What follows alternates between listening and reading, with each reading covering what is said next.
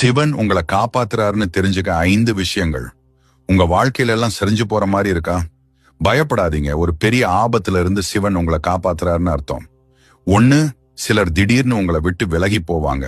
அது நிராகரிப்பு இல்ல, உங்களுக்கு தெரியாம நடக்க இருந்த ஒரு துரோகத்தில இருந்து சிவன் உங்களை காத்ததுதான்.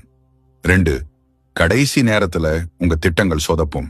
ஆனா அந்த வாய்ப்பு மட்டும் கிடைச்சிருந்தா வாழ்க்கை பூரா அதுக்காக வருத்தப்பட்டிருப்பீங்க. சிவன் உங்களை தடுத்துட்டாரு.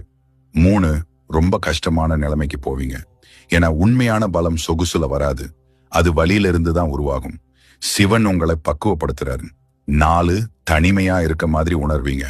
அப்பதான் மத்தவங்க சத்தத்தை விட்டுட்டு உங்க மனசு சொல்றத, சிவன் சொல்றத நீங்க தெளிவா கேட்பீங்க.